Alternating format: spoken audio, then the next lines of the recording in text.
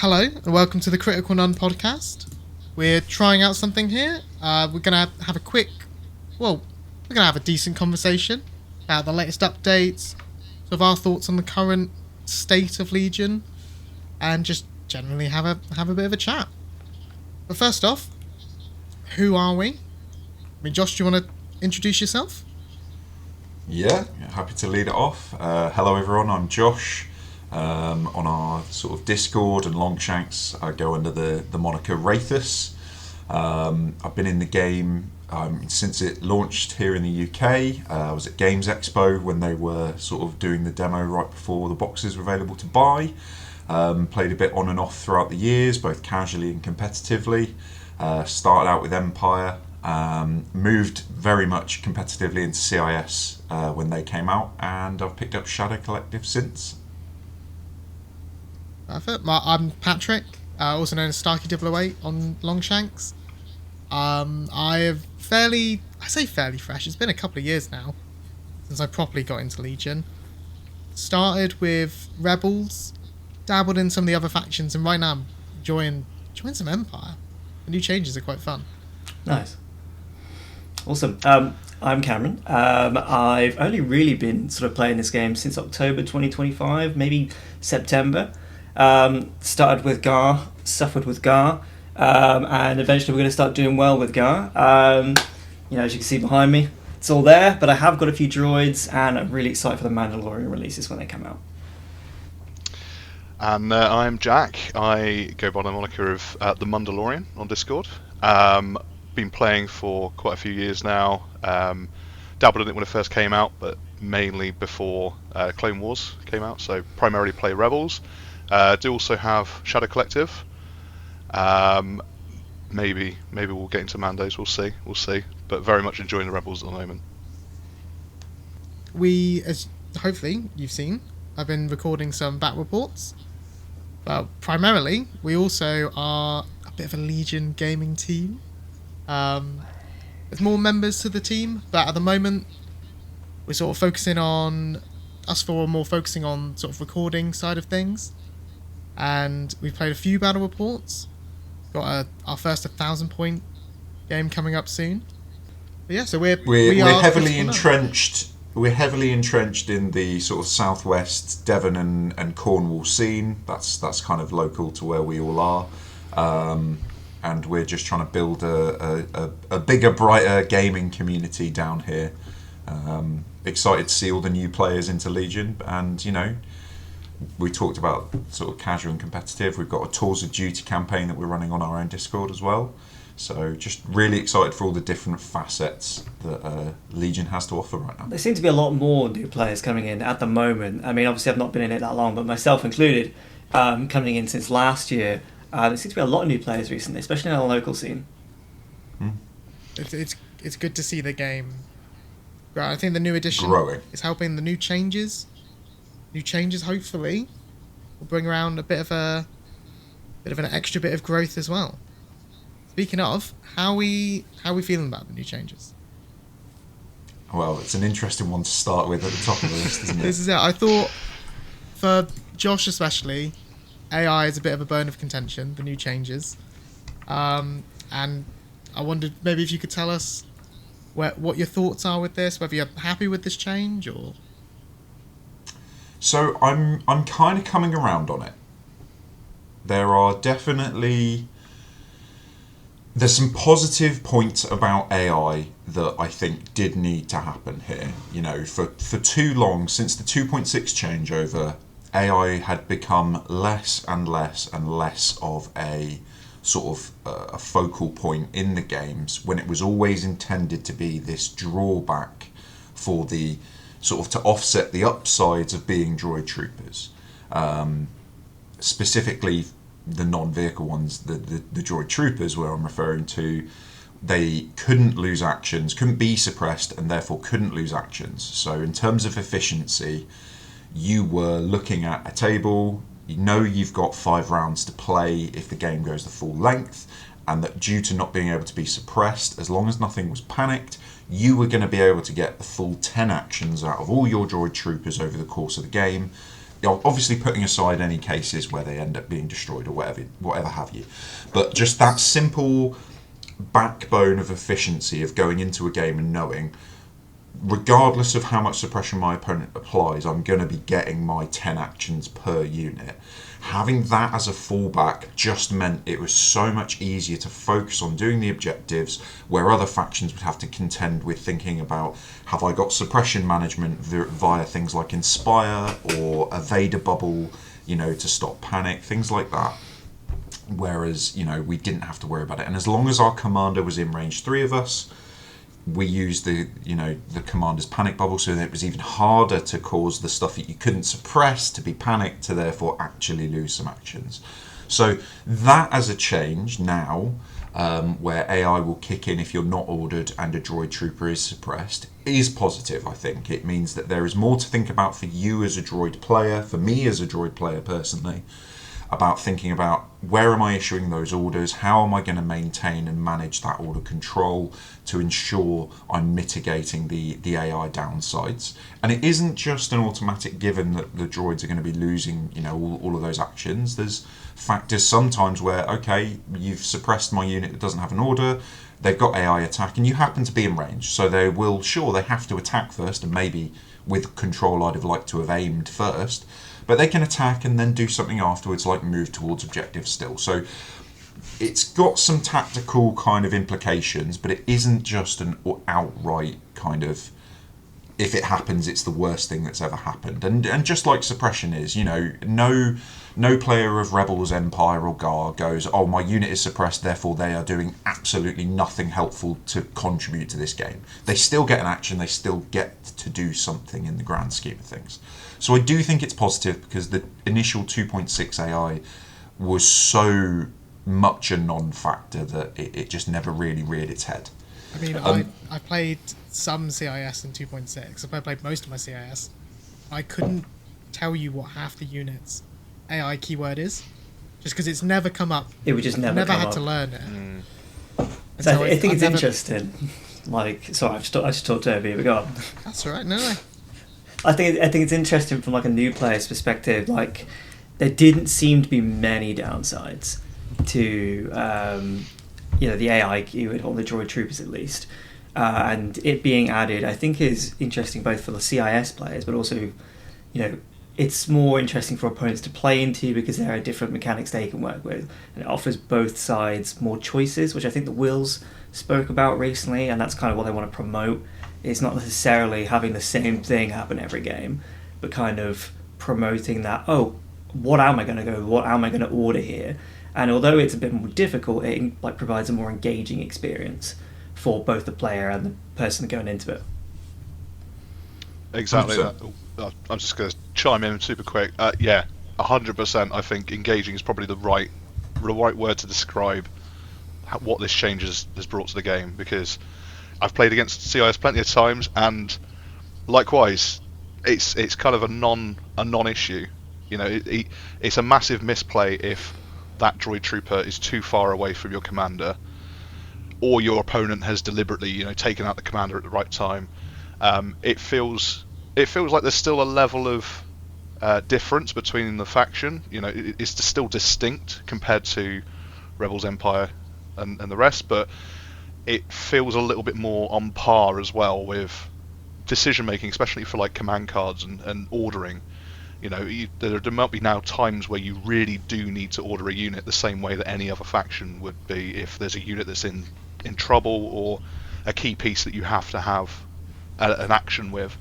It now kind of gives you, as the player, as a CIS player, that decision making is about more impactful, but also your opponent kind of has a little bit more flexibility of, there's another way that you can kind of try and take down the droids a peg. Yeah, massively. And I think there's a really important factor in this that you kind of alluded to there, which is now the level of interaction that the new AI allows opponents to have. Because previously, like you say, it was, if you did kill the commander, that courage bubble that maintained, nothing having to use AI, that was usually a lucky kind of attack from you as the opponent, or a misplay on the droid player's part. But generally speaking, they could keep those behind line of sight blocking cover, keep them safe behind an aqua wall or something like that, and that interaction was therefore taken away, and there was no other real way for you as the opponent to then kind of force the AI hand, effectively. Whereas now there's going to be some really interesting angles. You know, we've got new keywords such as overwhelm, which can apply additional suppression. So it's almost going to be another level, and I don't assume that it's going to be an extra level of information that you as a player has to kind of maintain in your head about your opponent's stuff. But every now and again, it will be worth knowing kind of what AI your opponent's stuff does have, because after you've seen what's been ordered, you might go, oh, there's an unordered squad of B2s over there. I know they've got AI attack, but they're a range 2 unit. So if I hit them with a load of suppression right now, and they're not in range to attack anything, they lose an action if they don't roll this suppression off, which is a really interesting and kind of above table tactical moment that you as the opponent gets to feel when you identify kind of, again, the holes in what the CIS player is doing when they're issuing their orders. And I certainly think at the top level of CIS play, it's going to be a kind of a weighing factor on the player playing the CIS, making sure they know exactly where they need to be chucking their orders at all times to prevent that kind of, you know, I don't want to say it, but fuckery from their opponents to kind of target them down and interrupt them. But also as a high level sort of play for the opponent to know how and when to apply that pressure when there are gaps in the order control of the CIS player. That does lead us very nice. Oh, sorry, go on. No. I was going to say this ties in really nicely to those new keywords that Josh mentioned, the overwhelm keyword and the strikes, which I know I'm very keen to talk about as sort of like new toys. It feels like, and I think a lot of factions are finding those interesting. Did we have more on the AI thing before we moved on? I think the only side of it was that we've got some extra units that have gone from vehicles to this new unit type of a heavy trooper and a heavy droid trooper. So things like your aquas or your droidicas that maybe were being used as line of sight blocking previously, now not being done so because they are troopers. That is huge, I think. And again, it means that also being those troopers, knowing what their AI keywords are. Like, what is an Aqua's AI keyword? It's attack. Attack. Specifically, droidicas and aquas were changed. Their AIs were changed alongside stats, but obviously they didn't get changed with the type. But yeah, aquas and droidicas used to both be AI attack and move. Aquas are now just AI attack. They are a range 3 base unit though, so typically when that happens, due to their infiltrate already, it's probably likely in most scenarios they're going to be in range of something, but obviously not getting that aim beforehand, they can be quite a swingy dice pool. I've experienced that quite a lot when using them, so it's another mitigating factor that you need to keep in mind. And droidicas are an interesting one, so their AI attack when they're in sort of the walking mode, but if you put them into wheel mode, they become AI move. Right. So obviously there's a factor where they kind of needed to do that, because otherwise going into wheel mode, you're automatically losing an action the second you've taken some suppression, which wouldn't feel good. But thematically, that as an AI makes sense. If it's wheeled up, it's going to know it needs to go. I mean, just a brief note on both of those. I think aquas are hit much harder by that change than droidicas. I'm actually coming around a lot more on the droidicas side of things, losing fixed front on their weapons and allowing them to be used in melee makes that AI attack much more flexible than it would have been, so you're not automatically just going to be giving up an action through an opponent's sort of tactical manoeuvring around you. I think as well. And I also... sorry. No. I was just going to say, I also think there's potentially some call, bearing in mind they're troopers so they can hide in melee, some end of round wheel moding into a melee with a unit on like a flank to be safe from shots from elsewhere at the top of the next turn is potentially a really interesting new sort of attack pattern that you can do with Droidicas. I mean, they don't have their shields in melee, so it is a bit of a risk if what you're charging into is somewhat reasonable in melee.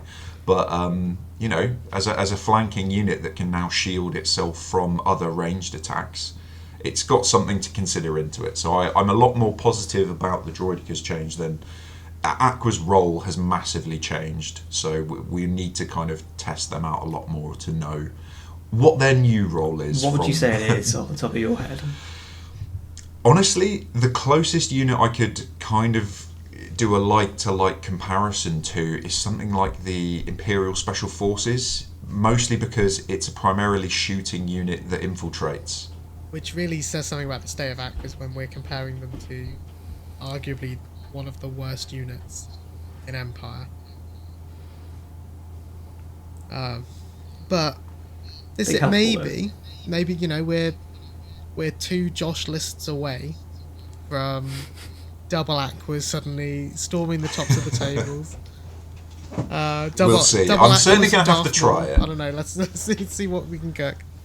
Do you think with their health pool and armour, they're just kind of meant to be thrown at an objective and just stick there like glue? I'm going to be so real. Their health pool and armour has never ever been a good enough crutch for me in the past. Like, they died too quickly anyway. I'm on camera failing their saves 14 times in a row. Like, I don't know. I wonder if there's a world though where things like failed negotiations or some of those missions. Failed negotiations doesn't work with them because they are still a heavy slot, and failed negotiations specifies core or special forces. So even like we could these scenarios where they might be good in certain cases that we're still caged off from it. Yeah, contact is one of the few ones where I think they've got some interesting play there, for sure. But it needs cooking. That's all. We just need to find the new role. At the moment, they're in a very contended slot, aren't they? You know, before they were very, very powerful as a damage blocker for the rest of your list. You could hide hundreds of points behind them, and even if they did fall down, the stuff behind it is absolutely fine until next turn. I just think, the second that you look at them, 6 dice for 78 points. That is kind of Empire ISF territory. Yeah. And then the second you add a heavy on, you're like, well, it's not that much more for a Persuader or for an, even further, but an AAT, and you probably get a lot more value out of it, So I don't know. Maybe for now, a bit of a placeholder until I really do hope that you can come up with a great list with them, Josh. Don't get me wrong. I love seeing them on the table. More so now than I did before, but I no longer have to worry about the wall of them. But I absolutely hear you on the Droidica. I didn't realise their weapons had changed to melee as well. So that is, I think, in the right situation, you may well just charge them in. But they have never felt like they've been, to me personally, that they've ever been like kind of overcosted or, for what are they, 67 points? They feel perfectly... 67 points now. They used to feel overcosted. When they came out, they were 100 points. Oh, no, don't get me wrong. Yeah, early days, 100% they were at in 2.6 world, though, they are... Yeah. I think they've really narrowed down exactly what they need to do. And the removal of fixed front is nice. It gives you that little bit of flexibility. But I think Droidica, 100% right spot. Aquas, might not see him for a little bit. But have we had all the command cards revealed from the new separatist leads back? Maybe a bit like Thrawn, there might be something in there that could make some use out of it. In terms of new stuff in there, it's Trench, right? Yeah, Trench is who I'm thinking of. I don't know if Trench has multiple cards or if it's just the one we've seen. I think he's got a couple, and it's the ploy token. I think he's only.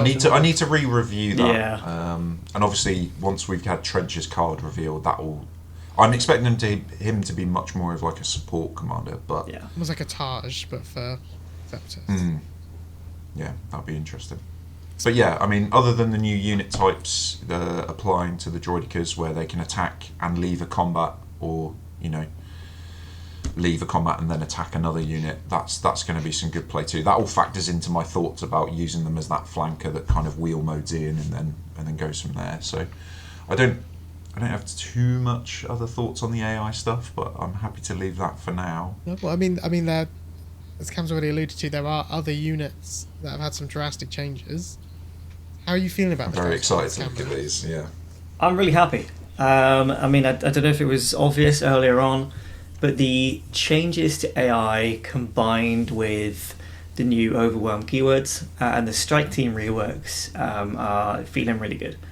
They don't feel sort of oppressive or busted in any way. The Strike Teams at the moment for 49 points for a Strike Team with the DC-15X Sniper Team, but I'm really having a good time with them. They've brought my 501st list back to life when they were feeling kind of formulaic, and I think Gara kind of have been searching for something novel and new for a little while. I know we've got good releases coming up, but things really kind of were following either the Yoda dodge bubble or the clone commandos, shotgun infantry, etc. It was getting very samey. So the strike teams are really cool. Like them having incognito, new keywords I'm kind of having to work with tactically. Obviously I'm kind of still new into the game, but they are giving me a lot of options, especially I'm finding that the lists I'm running at the moment, I'm teching a lot into Bring Them to Heal, and I'm having a good time with the strike teams and the Overwhelm keyword, especially because it's also on the arc heavy. So if you get, I've got a list at the moment which has mortars on the clone infantry, if we've got, fat arc squads with the heavy, and a medic, etc. And then we've also got the strike teams. There's a lot of suppression that's being dished out there. And it's giving me a lot more tech to deal with units which might be giving me trouble in the past. I feel like that's something new for me that I'm having fun with. I mean, I think by this point, we've all tried out the new strike teams, the various factions. How are you guys finding it? From an Empire point of view, I quite like sneaking one in. I'm Yeah. already running scouts. I really like just naked scouts. A recent tournament, I was sort of won over by the addition of the bomber into the scout squad.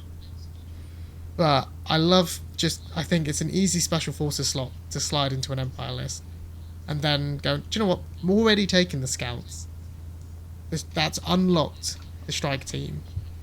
And the strike team, like you say, brings so much flexibility as well. It comes with that suppression. It gives me that ability to do an auto wound against those high armor or maybe deflect units. And my scouts, my strike team retaining that low profile means that it's got quite a bit of survivability to it. To say that low profile is really good for your strike team, because I remember I had such an issue with them the other day with my strike teams. It's just not rolling a single crit. It feels like my strike teams win in a sniper off, which is it feels like a quite good spot to be in. I do wonder though, how are you both finding it from a separatist and a rebel's point of view? Because obviously you're potentially not normally taking BXs or commandos. So you're almost paying a tax to bring those strike teams. So hear me out.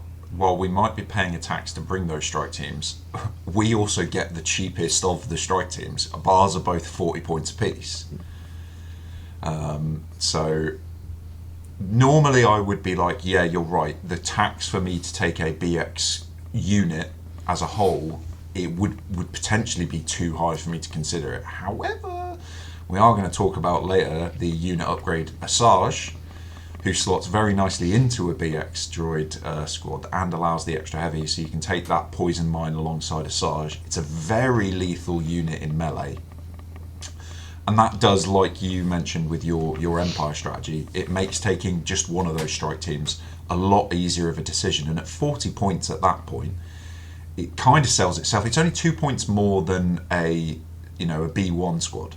Sure, that B1 squad has 6 health and can more easily move into the midfield and try and score me some main objectives. But the strike team's got players, and I feel like in a world where people are going to start using strike teams more, having one for counter snipe and potentially some objectives where you can make use of it. Surface scan was a good one that we saw at the tournament. That it's just useful to have at least one in the list just in case. And I don't know. I mean, I speak for you there, Jack, on the points value, but I can only presume that you're enjoying that as well. I'm big old smile on my face here. Yeah, no, absolutely. I for a long time I've been running the triple sleeper cell just because what else are you going to run? I love it. I don't see myself running multiple, maybe 2. I don't know if I'd ever run 3, but for Rebels it just slots in so perfectly. My kind of typical sleeper build is an astromech and scopes. That's 91 points. For 5 points more, I can have 2 activations, and one of those is a commando unit with the saboteur, which has gotten so cheap now that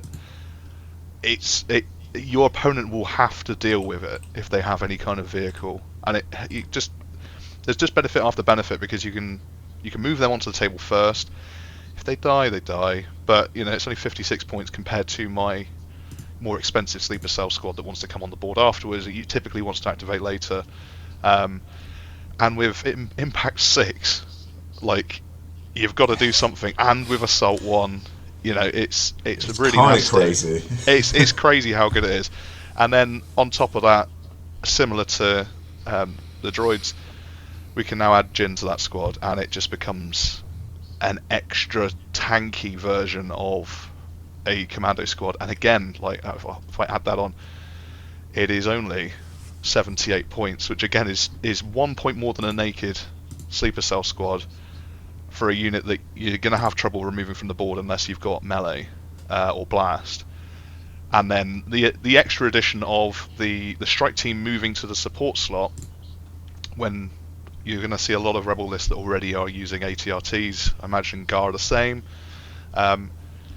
It's just extra benefit, really. I mean, you can really start building around having a support heavy list now, triple ATRTs, and then padding it out with maybe 1 or 2 snipers as well, and then you've got 5 in the bag. You can really start to, make a wall with your own ATRTs, and I guess do like a reverse Aqua Droid play. Yeah, they've taken it away from CIS, and now everyone can do it with their ATRTs, and we can't. I know, but yeah, I'm absolutely loving it. I think the other thing as well is that everyone's snipers are the same now, whereas prior, that was another reason why you never really wanted to run the rebel snipers, because they were really not good. Obviously it was nice to crit, but that's about it. So yeah, I will say almost the same. Almost the same. Because while the weapons are now the same across the board and everyone gets their surge crit, it's the keeping of certain keywords on the unit cards. So I like obviously that for the Rebels and Empire, low profile, I think, is a fantastic key for them. It's thematic, especially isn't being it? It's very thematic, it's in keeping. and that they're the white saves options. I like that they have that additional layer of defense, because obviously it's sniper team, right? When you're factoring in the sniper team keyword, there's always going to be that risk of there's an automatic wound coming through. It's only one, but it's potentially coming through. But in the instances where you don't get the crit, or if your opponent's trying to force through a little bit more damage, or it's even coming from other sources, not necessarily considering it always being a sniper on sniper duel, but that low profile to try and keep them alive a little bit longer, I think is really nice. This is going to sound like I'm leading up to me bitching about the BX ones, by the way. Because moving on to the ARC Troopers one, moving on to the ARC Troopers one, I think Defend 1 is a fantastic change. It's so good, and our natural token sharing anyway means that I'm getting a lot of efficiency out of these units. Even if I don't end up spending their dodge, it's dodges in my backline I can use, and then I can aim generate elsewhere, just in case. It's good. I like them. Obviously, red saves, Defend 1. I think the low profile, and Impervious. The low profile on a sniper duel. I think last time we played Patrick, that took your one guy off a little bit. He was difficult to kill. But I'm loving the efficiency of my strike teams at the moment. So if we get low profile, Cam, you get defend well. Obviously, Josh, you must get a really nifty keyword as well. What do to you keep yourself get? Alive. They changed the AI of the BX Series Commando Strike Team from AI Move Dodge that it used to have to just AI Dodge. Ooh. I hear that. So it's like inverse defend. If Cameron issues Yeah, an I order, guess. he gets a dodge. If you don't, Yeah. you have to dodge. Now, hear me out. Would it have been criminal for the unit with keywords that care about spending aims when attacking, that is representing a sniper team that is set up in a defensive permission for, Overwatch purposes? Would it have been criminal to just make the AI aim? So in the worst case scenario where your opponent has managed to suppress your sniper team without taking it out and they're under heavy fire, that they aren't then focusing in for the return shot to get more value out of themselves. You know what I mean? No, you should lose Because an all of a action sudden it's- and dodge, and then just try and roll a crit the first roll. Well, that may well be what it is. I try to dodge. You've got so much exemplar available. Obviously, they want you to bring Kalani. They want you to bring your droid commanders. Well, good news. I tend to do that as a fallback anyway. No, I don't get me wrong. I think the BX, being 40 points, they're the red save impervious still, so against just sort of native pierce, that they have that additional chance at the defence. It's a decent unit on the whole. I'm not unhappy about the BX Commander droids, and for 40 points, I'm certainly not going to sort of cry about the keyword change, and I think some of the AI changes are obviously done for it to not necessarily just be a default. Well, it doesn't matter; it just does what it always does, and you get the best of both worlds. So I get it, I think, and I'll still run it. I think when we're at the point where we've gone from none of us running this unit to all of us running this unit. Sure, we might not run it all the time, but they've taken a unit that not a lot of people were using, and have now made it not only viable but usable And fun, more and importantly. fun. Yeah, fun. And like you say, Jack, it's similar. Basically, it's the same weapons, same attack profile, but there's still the flavour to them. It's a different flavour So- to match the army that it's supposed to go with, isn't it? Yeah. I think this is one of the. It's such a little change, but it's such a positive and such a great change for the game, in my opinion. The wheels have cooked here, I think, and everyone else Big has time. supported them. The fact it hasn't just become an automatic de facto. Every faction runs 3 of Yeah. Yeah. the parent unit and the detachment in every single list, but it is enough spice that people are going, I could run 1, could run 2. There's other areas like 50 maybe that are considering running more, but only because they're already looking to build with Yeah, it's already as taken many the of the arc. parent units regardless. So it's kind of at that point, well, for 49 points, why Don't use wouldn't a naked marksman squad or an arc squad which can push through a wound and let me deal with a lot of different threats. I think it adds So a nice level of counterplay for a lot of big kind of meta lists we've been seeing. Like it can help me deal with armor, it can help me deal with saber users, a lot of different things. That gives you a lot of tactical flexibility. So I think it's a good thing to add to breathe life into a game and encourage choice, rather than there being one thing that you should take in every list. But it's not the other bit that's nice about it as well is that if you do commit into going, down the route of 3 or even 4 in some cases, strike teams, you are taking the risk of, I've got 8 health worth of guys over 4 squads here. This could be, up against the right unit, this could be some easy kill points for my opponent. So yeah, like you say, it gives you the tool to deal with kind of almost any kind of unit, other than, let's say, a large squad. But even then, you still have overwhelm, but you do take risk out against that, which is nice. Yeah. It's like you say, even I see probably a lot of lists that are going to run 1 or 2, but the fact that you can still run 3 or more and still be viable is really nice to see. My 3-strike list, I'm not 100% certain that's going to stand up competitively, but I'm really enjoying playing them at the moment, and we will see on the 17th. We've got our local tournament here. That I'm going to be running a 3-strike list, and I want to see how that does. You heard it here first. I also, if I may as well, I also think it's really interesting to have this flexibility on bringing these strike teams along. Not only because it is fun to play them, and we've talked about the value of them and sniping and all this sort of thing, but I also think it adds more benefit to having like fast flanking units. These are really good targets for fast, fragile flanking units to go for, and there's been a little bit of a lack of that previously. I as you all know, have been playing a list that runs a lot of high speed, what you could consider flanking units, where typically the best thing for me to do was just run its Wheelbite Greg and then a bunch of stabs, and generally you just run it straight up the middle as a tip of the spear and kind of in. And now things like stabs for me become a lot more tactical. And at the tournament at the Scone Wars, I was using my stabs to hunt down people's sniper strikes. And that felt really interesting and fun to do, because it was like, I could just be throwing shots into squads of people and maybe taking a few out. But actually, these feel like maybe more of a high priority for me. So yeah, you slotted one of mine in the game that we had recently, didn't you? Just like bam, gone. So, and like Jack said, it is a risk. it is a They risk, are just yeah. 2 health. So I think there's a lot of skill expression in the way they've done these rules. So obviously, as you've mentioned previously, Josh, like when to push through that wound and when to make them roll, but also in when you might wait to take shots with that sniper team. And How keep long that is holding on to incognito. that incognito? Yeah, big time.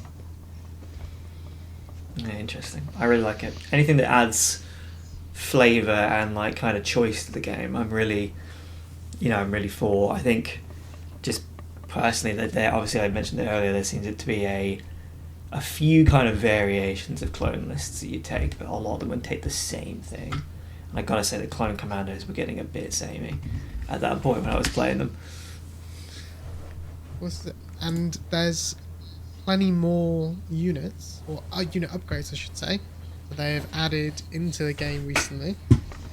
I know that Jack and I were enjoying the Cassian upgrade from the last set of character upgrades. So seeing at least, I think it's 2 per faction plus Chewbacca who shared between Republic and Rebels. Yeah. But I have been loving these. I think any excuse to get more characters out into the battlefield, being able to bring them in a new way as well. I think some of them are definitely better than others. I've been loving Fifth Brother as someone who is obsessed with Riot Troopers anyway, and was really enjoying the Callus upgrade and feeling a bit like I've got my second unit of Riots and they could really deal with the guy leading them. Oh boy, 2 cakes. Oh, and I get to eat them both, and I finally get to have a use for Fifth Brother, who has been a bit lackluster on his own, but has. I almost feel a bit like I'm cheating on Callus, because nowadays the Callus unit comes on and I go, okay, that goes there. What's Fifth Brother squad doing? Where are they going? And they move. That spur, the ram, pair that with Imperial March. They're taking a suppression, the double speed 3 into combat. Plus with Black Ops, the advantage for Empire now, they can give them infiltrate. I had a game. They run up the board, don't they? They run. It's like Formula Riots when they come on. I had a unit come on. Someone had snuck Luke on a Taunt, nice behind some cover. I infiltrate on, double move, into combat. Luke's left on a wound. He has to bring Han onto that side just to try and deal with the riots. Obviously I'm in combat now, so I'm red dice surging. We had like an arc squad last time, didn't we? They just got hit. It was like they got hit by a truck. Just like, yeah, we're going to do so many work. Bam! They just go for it. Have you found anything useful out of the... Obviously you've got Obi-Wan, you've got Cody now. Yeah, I was going to say, you're talking about your upgrades, and what's really good about mine is that Obi-Wan's such a classic character for the for the Star Wars universe. I love him. It's really nice to be able to fit him into a sort of really impactful and meaningful way. Obviously, if you can't tell, using the sarcasm there, I'm not quite on the use arse as objective pushing melee units train yet, and I'm sorry about that, Will. Maybe my brain is not big enough for that yet. I have not seen a lot of use out of Obi-Wan currently, and in the lists there is a world where I have some points left over in like a 212 list, which I might put him on, but I think I would put that elsewhere into like, you know, sort of heavy weapon upgrades. The Cody one though is interesting.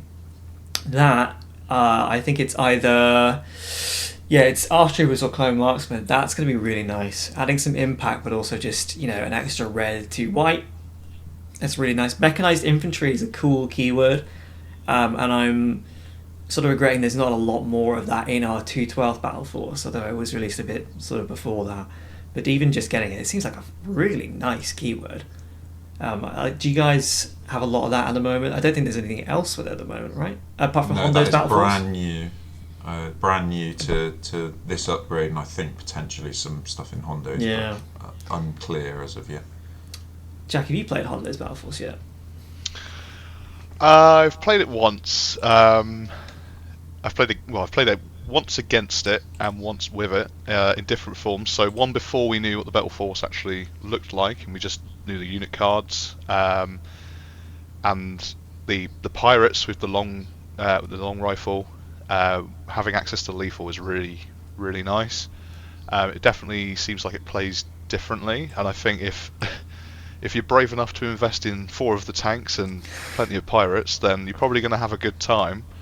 But yeah, like I say, one game with it, it was a lot of fun to play it, and that was with the 4 tanks, 4 tanks, 4 pirates, 1 swoop bike and Hondo, and it was a laugh. Again, I'm not sure I'd be dropping the amount of money that they need for 4 tanks in there, but for like a TTS game or something like that, it is a laugh. Hondo is definitely an interesting character in that, and I think the Battle Force really, it lets you play him probably the way they intended to. When you played it, had they revealed the command cards yet? No, so that was the other thing. So right. We kind of played it in different stages. One before the Battle Force was revealed, so we obviously knew what the tank did, but we didn't know anything about Eyes on the Prize or how Hondo deployed. Very much needed that Battle Force in order to give it the bit of extra power it needed, because it did kind of fall a bit flat. But once we had the Battle Force in hand and we had those keywords, still didn't have the cards, but we had Hondos. Even that kind of felt nice. I've not looked through the Battle Force command cards in too much depth, but having another layer of flavour on top of what already is quite a funky sort of Battle Force with the four tanks available. Like I say, it's probably a lot of fun. And I think it's still probably quite a good list as well. 4 tank, you'd have to take a lot of impact to take those 4 tanks out. So there's so much health, and they're so big as well. Unit. It's you can park them up between an objective and you get overrun as well, aren't you? Something like Cauldron. They don't care about the suppression, so who, you know what I mean? You're just going to park it on an objective and call it a day. Yeah, I think it's good fun. It's good fun. Now, Josh, we did go over our unit upgrades, and I did go up against yours the other day, or at least one of them. How are you finding the new unit upgrades? I think Asajj is the better of them. I think if obviously for a long time I've been standing outside in the rain with my Kraken unit upgrade, looking inside at everyone enjoying their Cassian and slowly weeping. And it's nice to get one that is efficient. You've been and hard works done by really recently, well. CIS, haven't you? Do you know what? Really, this is first world problems, let me tell you. But yeah, it was one of those where Kraken looked interesting on the face of it, but just the reality wasn't. It just wasn't good enough for the price that they were expecting us to pay the points for. Kraken just didn't cut the cloth. Asajj is very different. Asajj is priced competitively. She enhances the unit she's with in just really interesting ways. And yeah, I mean, it's the new, dice upgrade mechanic. If the unit is suppressed or panicked, she gives the unit demoralized, so it can automatically feed its own sort of ability by demoralizing something it's in melee with, potentially. Really good dice pool on the Asajj upgrade itself. Crit 1, Impact 1, Pierce 1 is not shabby at all as an individual weapon, let alone the fact it's being added into potentially a Dioxys and Vibro Swords squad. It hurts. It hurts even without the dice upgrade, and when it does upgrade those dice, it slaps. So it is really solid. I think we're going to be seeing a lot of people. BX droids are already cool, and it was already a shame that they weren't being played more. So I think we're going to see a lot more of them on the table as a result of this and the strike team change that just sort of, as an all-round, makes them feel much more fun and better to list build with. I do think Grievous is a little bit of a harder sell. And again, for both Asajj and Grievous, they have the flexibility that they could go in a B1 battle droid unit. I don't understand why that's an option, because I don't think that's where they want to live. But at the very least, Asajj gives them charge, so the B1's charging is funny, and the potential to then upgrade those dice makes it slightly better. But Grievous doesn't do all that, and as a result, I just think he's a little bit tougher as sell. He goes in the Magna Guard squad. Could be cool. I'm going to try it out, but so far, the little bits that I've done with it, I feel like the Magnas was suffering kind of anyway, not being altogether amazing a unit. And the one place that you typically saw both BXs and Magnas together was, of course, in experimental droids, where neither the Asajj upgrade nor the Grievous upgrade are legal. So, again, I cry, Evertim. And I'm going to go off on a tiny tangent. For the strike teams, none of the CIS battle forces allow us to take our strike teams, and that is a crime. Even the new one, which is... even the new one. The X-Choice is core, right?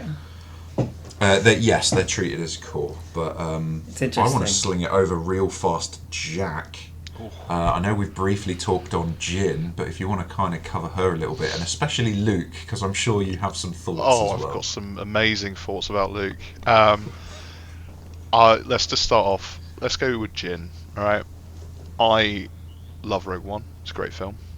When we had Cassian released for Fleet Troopers, incredible. I don't think I think still that Cassian is probably the S tier of the unique upgrades. It's just so much value that he brings to the table. Jin is kind of, if Cassian's here in S tier, I think Jin is probably about here, sort of like an A or like a high B. I don't think there's a world where you don't run her if you have 22 points and you don't have Jin already in your list. She's at the point where she's cheap enough to run in a commando unit or in a rebel trooper unit, and you're not going to be disappointed by what you get in return for those 22 points. But also, she's not. They've not taken her away from being a valuable operative for 75 points. I think she has the right keywords to make her really, really valuable in whichever squad you put her in. I can see you've got Luke there. Luke, on the other hand, I was trying to be very generous with him when the card was first revealed. And I was like, I'm sure there'll be a world where we use him. I think probably as a balancing act that AMG have decided that he can't go in a Fleet Trooper unit. The annoying thing is that the one unit he wants to go in is a Fleet Trooper unit, but that's just not an option for him. So I think maybe there's a world at some point if Rebel Troopers get a weapon or some sort of ability maybe like vibro axes or something, or even heavy with a vibro axe. I mean, we've seen it on the operative. It could be quite a meaty melee squad. I mean, it still doesn't have. There's no way for it to get charge. So it's very much a defensive piece of tech. It's nice that they've only given him sidearm melee, so he can use the weapon from the rest of the squad. And Courage 2 is, again, nice, but it's on the wrong unit. It does need to be on a Fleet Trooper unit, and I get it. To be honest, I would avoid putting anything on a Fleet Trooper unit for now until they kind of have more of the characters out on the field and they can really assess how strong Cassian is, because he is just a go-to at the moment. And I think if you start adding more units that just want you to run Fleet Troopers all the time, it's already a very range 2 heavy army. You know, unless you skew into land speeders or laser cannons and stuff on the ATRTs, it's primarily like sleepers, it's Fleet Troopers. And so I like that they're giving you options for the squads that are less focused on range 2. However, I think with Luke, he's just not quite there. Maybe if there's a list where you were already running a rebel officer in a squad for Inspire 1, you might find the 9 points to give them courage, Inspire 2. But I think you'd use that anywhere else on literally anything. I want to see what they do with the other characters like Leia. Hopefully Leia will do something similar, but be a little bit less melee focused. But again, I'm in the same boat. I love being able to run the characters on the table. I love it as an option. I just don't think at this point in time it's the right option, especially rebel veterans. Yeah, it's an interesting one, right? They can't all come out of the gates at a Cassian. No, exactly, and I think that's the thing, right? isn't it? They set the bar so high with Cassian, and they're kind of trying to come up with interesting ideas. We've seen it across the board. There's all these different keywords coming out. Mechanized infantry is a really cool keyword. I think Luke, in this instance, falls into the same sort of boat as Obi-Wan, although Luke arguably triggers more often, because every time you're making an attack you get that Inspire 2 equivalent. Hear me out. Which is there nice. Could be a world that Obi-Wan upgrade, because it gives immune melee pierce, I'm looking and at as a it. tap ability it gives you a full defensive reroll. That's Yeah. obviously the main selling point of it. I think, you bump it up with an ARF trooper like Duo as well, maybe even an RPS 6. You got 6, 7, didn't mean to say that, 8 model, unit. Yeah, I can see it being used to just methodically push up to a middle point, and then when it's in there being immune, range pierce and stuff. Because it is just Or just blanket immune immune pierce, pierce, yeah. not immune melee or anything. That's really good. That's what I mean. The two units that are kind of more melee focused. Let's say, obviously, if you're putting Obi-Wan into an ARF unit, he's kind of a little bit chalk and cheese in what he's trying to achieve, but he does give you value. And Luke, in the same way, he's a melee focused character who will pick up a gun and fire that gun with the rest of the squad. But he is giving you kind of a tactical ability in that you can remove some suppression, and he kind of boost the courage of the squad up. But it's not quite the same as the other characters that we've seen. So it's still good though. I like it that it's on the table. Hopefully there'll be a reason to run him down the line. I'm hoping, like I say, some sort of vibro axe or something, just to give the rebel troopers a little spice for him. My feeling as well with Luke is he's the only Courage 3 commander. And Outside of so- a custom, outside of a custom one. character. Yeah. And so, for me, if I'm taking him as an upgrade, I need that trade-off to be almost worth it. But effectively, taking away that Courage 3 ability, and then giving me another source of Inspire. I just feel like there's enough. What Rebels do is Inspire. Rebellions are built on hope, and we see that in the multitude of Inspire that you can have from the Rebel side. And in my head, I was thinking like maybe a giant squad of Rebel troopers to get the maximum range off that range 2 Inspire, or something like that. But I think, like you say, that Luke is on. I think the the wrong problem unit. the problem is absolutely. I've considered the same thing. A giant squad of Rebel troopers might be the place for it, but for 3 points less, you can take Jin, who will keep them alive longer. I mean, the other kind of key thing to point out there is no immune melee pierce. So not even once you get into melee are you protected. If he had that, I think maybe you have a unit that kind of just dive bombs in and goes, right, well, we've got a couple of dodges. Like, we're tar gonna pits a unit. Yeah, and it's still not going to be, either you're sinking a lot of points into that unit just to tar pit a unit down, or it's literally like a throwaway. And I think that's kind of it. It's all or nothing with him. But yeah, 3 points less, you can take Jin, who will arguably keep them alive longer, has a better weapon, has a more useful keyword. It is a tough sell. It is a tough sell. I want it to work. I really want it to work. But again, it's on a character that we've got 3 variants of. We've got so many command cards for him. You're losing an awful lot if you put him in a squad. So I'm similar with Seven Sisters. For me, just it feels like I want to, because she's on ISF. We've already discussed when we start talking about ISF, we're talking about units in a bad way right now, and I don't think a melee.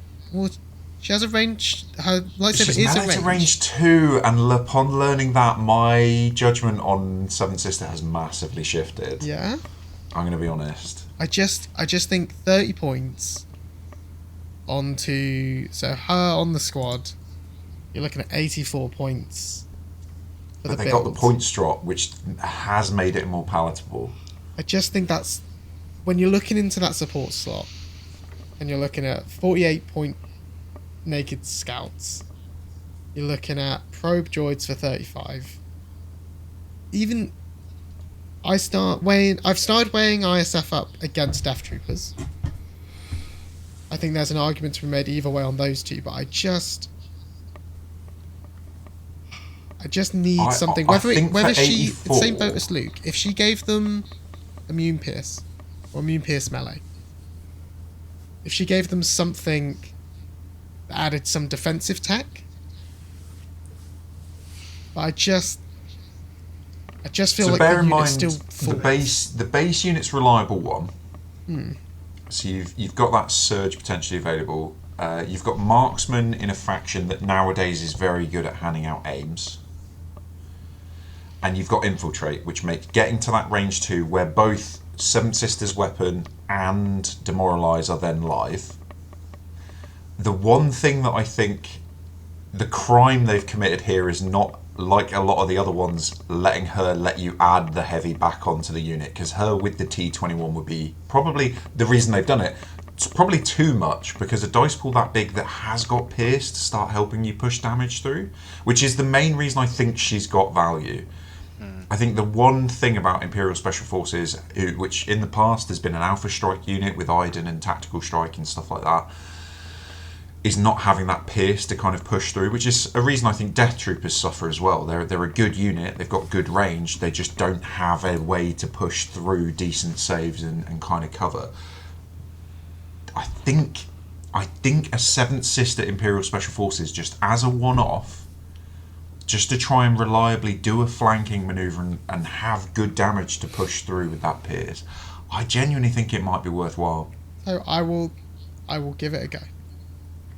But, we've got a tournament coming up in a couple of weeks.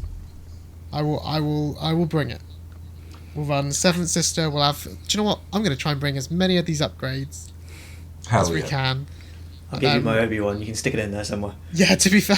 yeah, I'll allow you to run Luke. I'm happy playing do you know against what? that. That's it. I'm running Kraken too. I'm doing it. Related to that, though, all those characters that we kind of just mentioned as a bit of a joke there, they, less so the Kraken, but more like the Obi-Wan, the Luke, maybe to an extent like the Grievous. I wonder how much of the design that has gone into them has revolved around all of like the testing and stuff they've done on the new objectives that we've gotten. So like payload, cauldron, contact. More than likely. Because a lot of those POIs are a lot more concentrated in a smaller area of the battlefield, which does mean those, where in the past, your units that were getting into close range to fight at that close range, like your ARC troopers, your sleeper cell, those kinds of ones, your other stuff was hanging back and scoring, and your dedicated close range units were the ones going to close range.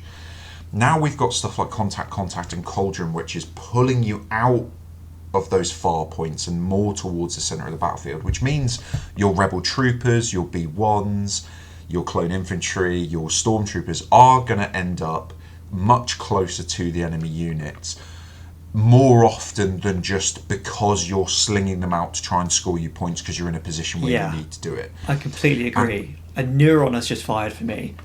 I think I've been a bit of a philistine when it comes to Obi-Wan with that just blank immune pierce, because I thought it was just like immune like sort of range pierce.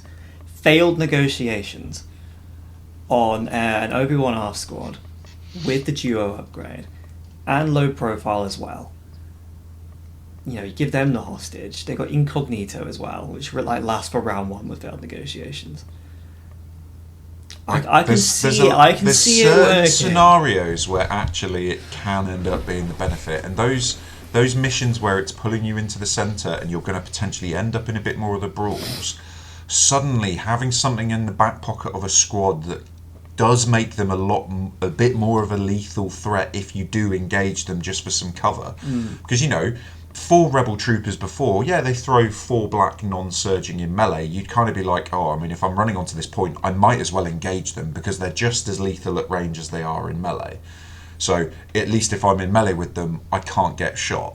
Now suddenly, if you've got a Luke in there, me going, I'm going to double move into this rebel trooper squad, and it's like, well, okay, but I'm also looking at, 5 black or 5 or 6 black and a red with Pierce 1? Yeah, no, absolutely. I agree. I think you're right on that, in that some of the new objectives, especially the ones that are giving you kind of new keywords, even if it's just a temporary thing, quite nice. And I suppose as well that kind of builds into what we've heard from AMG, in that they kind of want that, like that turn 0 or that pre-game card draw and flipping to be more impactful, not to just go, okay, this is the staple unit that's going to do this thing. Maybe that's the play. Maybe you build your deck around 3 objectives that require one specific unit to really get in there and hold an objective, or be the one that you're willing to sacrifice and hopefully hold its own when it gets charged. Maybe that's the... What I'm hearing, Jack, is I'm hearing you're bringing Luke upgrades. I'll bring Luke with upgrades. we'll see. We'll see. We'll get that. Can you bring Obi-Wan the 501st? Have a look. This is one problem I'm having with. That's just a final touch on the upgrade units is. I wish some of them were in those battle forces. Yeah, especially the new droid one. Yeah, the new droid one. Putting 5th Nah, brother... we don't deserve it. We've caused too many war crimes for too long, so I understand. But they've allowed Callus into the Stormtrooper battalion, but not 5th brother. And I get it from an Inquisitor point of view. Callus would work with the Stormtroopers on a day-to-day, but I want to run mass Stormtroopers and leave... It feels... I'm struggling with the... I can do some interesting builds with Stormtrooper battalion. I could take 5th brother in a normal Stormtrooper... in a normal Empire army. But that's the choices, right? It's not all auto takes. You can't take everyone, by the way, in 501st. Just check. And also, they don't have access to ARC troopers. It's not really as good of a sell. Yeah. Yeah, I mean, so speaking of that new Battle Force, what do you think of it, Josh? Oh, the rapid interdiction The force. rapid into the police buy our wheel bikes force. Yeah, so initially when I looked at it, I went, oh, this is the please buy 4 of the wheel bikes battle force. And then something happened to me over the last couple of days where I started thinking about Droidicas in a much more positive light. And I cannot confirm or deny, but the game I have planned for tomorrow does now involve a rapid interdiction force list. See, that's not great for me because that is a game against me.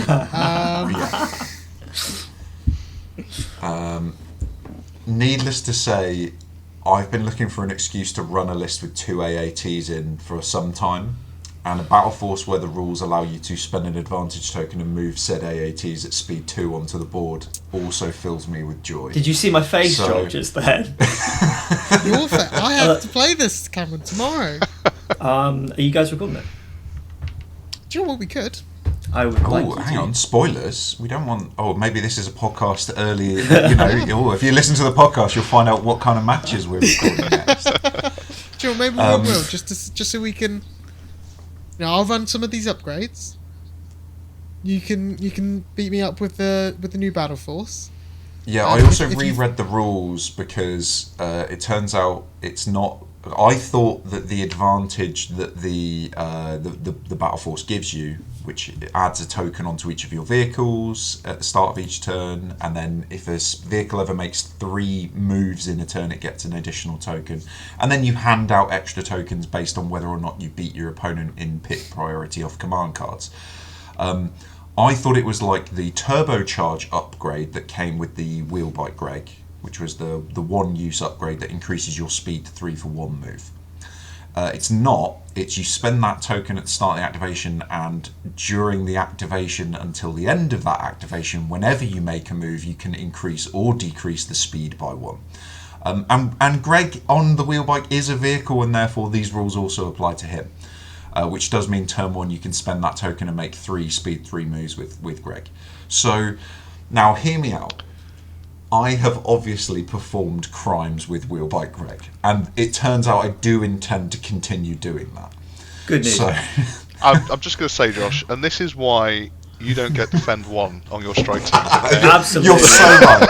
You're so right. You don't deserve I deserve everything, and also I'm going to go very fast now. Goodbye. So I have turned my mind around on this now. The lists that I'm looking at doing, it's probably not necessarily the right one. I'm looking at it with 2 AATs and Wheel Greg and spending all my points there. It'll be at maximum 10 activations. Like, it's going to be silly because I just don't have the other wheel bikes right now to run alongside Greg. Maybe in the future I'll consider it because of this, if this feels particularly fun. But yeah, I think it's interesting. I need to play it. I think every time I read it, there's something else that sticks out at me that says, you know, oh, you've misread this, or this rule works slightly differently, and as a result, it's kind of getting harder and harder for me to just judge at a glance. So yeah, very excited to try it out. I will report back, and maybe with people permitting, I might try and do a little bit of either proxy gaming with the bikes to see how they play, or some TTS just to sort of get a feel for them. Just looking at Patrick processing that game coming up tomorrow. We'll get like going through like the 5 stages of grief.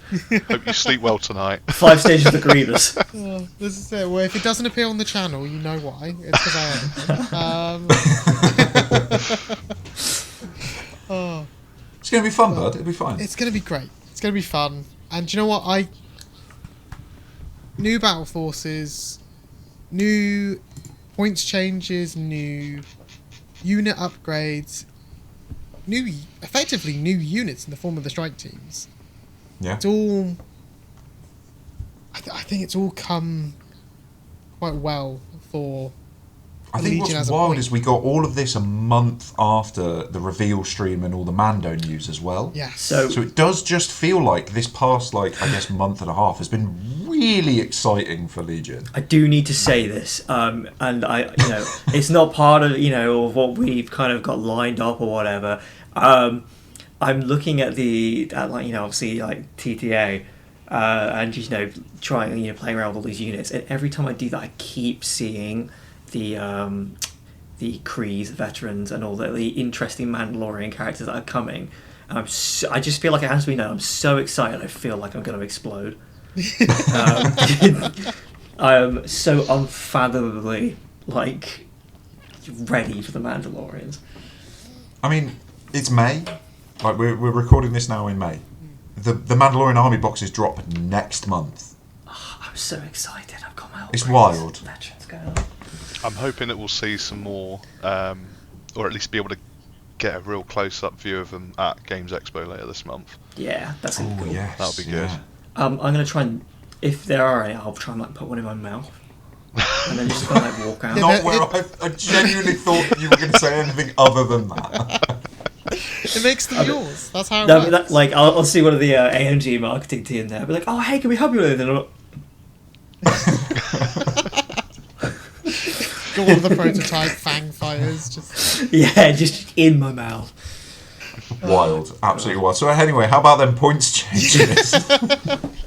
this is it. Are there any point changes that jump out at you guys? Obviously, we've spoken about the ISF dropping a little bit. We've spoken about the commandos coming down in points and being able to build those in a really nice way.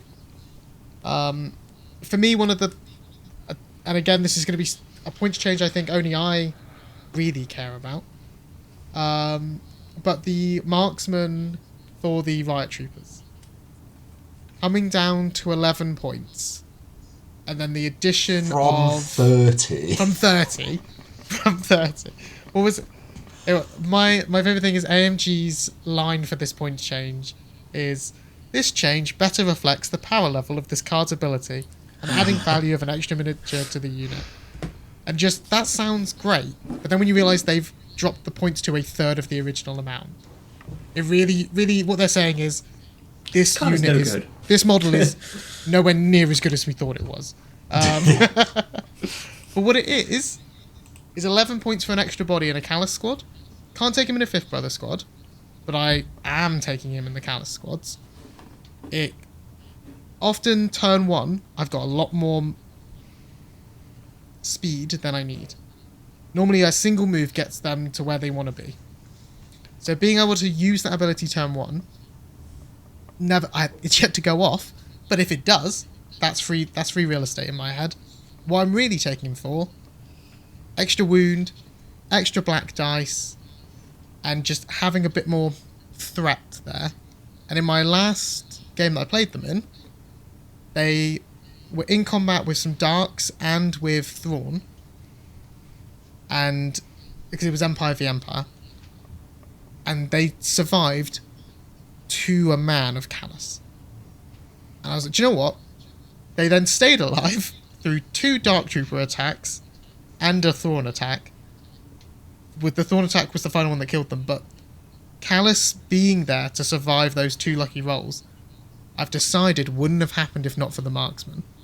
So therefore, the marksman alone has defeated Dark Troopers in combat for 2 turns, is how I've There we swung go. this. Careful about saying that though, because the points will be accurately reflected in the next points update. We've adjusted this cost. I think 30 points, I hadn't even sprayed the models for 30 points. I think there's an argument, Jack, you might agree, you might disagree. Same thing for the sleepers. 16 is a bit more than the 11, but the extra 2 black attack dice, the extra bit of survivability. What do you think? Yeah, I've tried them out. I've fallen into the trap of trying to use the keyword. It's still not good. Having 2 extra black dice is really nice. However, the way I'm looking at it is, my typical astromech plus scopes build is 2 points cheaper than a marksman. I don't know. I feel like at the point at which the sleeper cell are already at 12 dice with an aim, if I'm already re-rolling 3 dice, typically I'm hitting 9 plus on that. Getting to 14 isn't really impacting it that much, and I think by the time you're still getting the same number of wounds, but you get dodges for moving. You want to move with them anyway. I think the Astromech is still eking it out over the Marksman for me, but I'm very much glad that it's in that right. It's moved in the right direction. I don't think it's as bad is the wrong word, but I don't think it's the equivalent of your Riot Trooper Marksman, because I think it does more than that. But I like the fact that it is an option to have like a really kind of kitted out sleeper cell squad that's getting dodges and can reroll more dice, but has a smaller dice pool compared to the one extra body. So I like that it's a choice now rather than before. You just don't even take it out the card sleeve. Like it's never coming out. Goes with Bimble, the other like other language cards. Exactly. I had to proxy this down the other day because I haven't made the Marksman because I was never going to use him. So yeah, I'm very much glad that it's moved in the right direction. Just on the topic of point cost changes, there's two that stand out to me. One's not a points change, but a card change. First one I'm going to say, Saber Throw.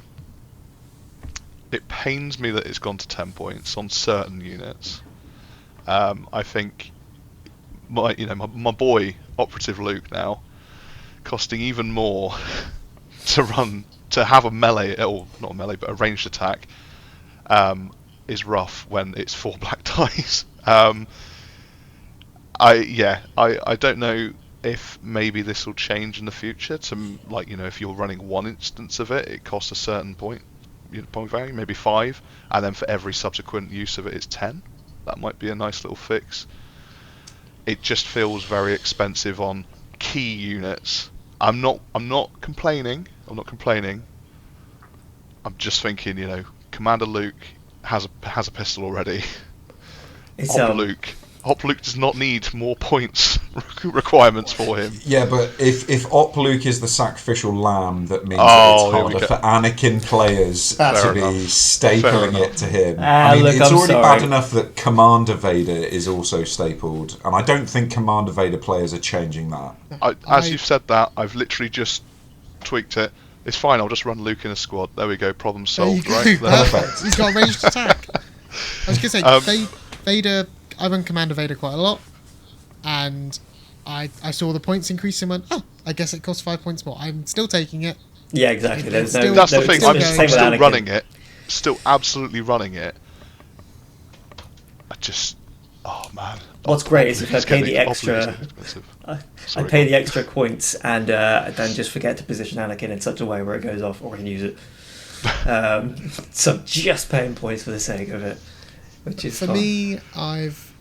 I had 5 points to spare because I think the other card you might be wanting to talk about is a card that for almost my entire Legion career Josh has been trying to get me to use, and I finally started putting it in my lists and they bombed it to the ground, and that's Improvised Orders.